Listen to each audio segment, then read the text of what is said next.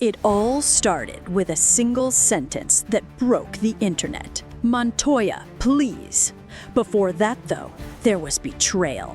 There were tears and a revenge so raw, it turned into the most viral moment of reality TV in 2025. Montoya and Anita weren't just any couple.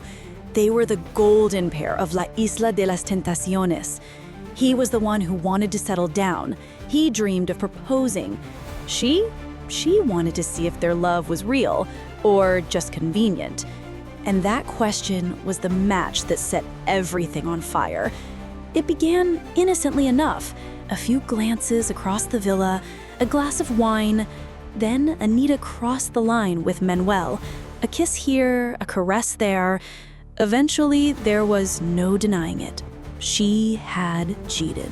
When Montoya was shown the footage, he froze. For a few seconds, he looked like he couldn't process what he was seeing.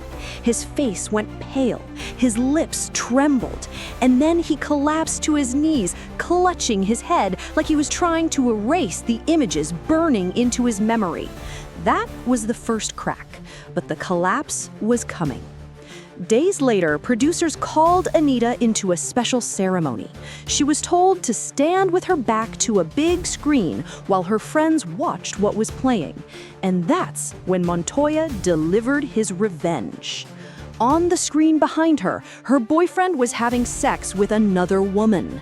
And she didn't even need to turn around to understand, because the gasps from her friends were loud enough to fill the entire villa. Their hands flew to their mouths, their eyes widened. The silence that followed was louder than any insult. Anita broke down in tears, shaking her head as if denying reality. She said over and over that she didn't want to see it, that she regretted everything. But by then, regret was too late. The show could have ended there, but Montoya wasn't finished. As the cameras rolled, he stormed out of his villa. He started running across the beach. The production team scrambled to follow him, shouting, "Montoya, please!" trying to stop him before he crossed into the women's side of the island. But he didn't stop. He charged straight into the restricted area, eyes locked on Anita. And when he reached her, he unleashed everything he'd held inside. The humiliation, the heartbreak, the rage. He yelled that she would regret betraying him for the rest of her life. He screamed curses that the microphones picked up in perfect clarity. And in that moment, every viewer watching knew this was no longer just a show. It was a raw, unfiltered implosion of a relationship. Security finally intervened, dragging Montoya away as Anita sobbed uncontrollably. They both broke the rules of the show, so the producers imposed a special punishment. Neither of them would be allowed to watch any more footage. From then on, they'd have to learn what happened by hearing other people describe it.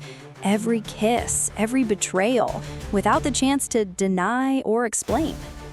The scenes spread online like wildfire.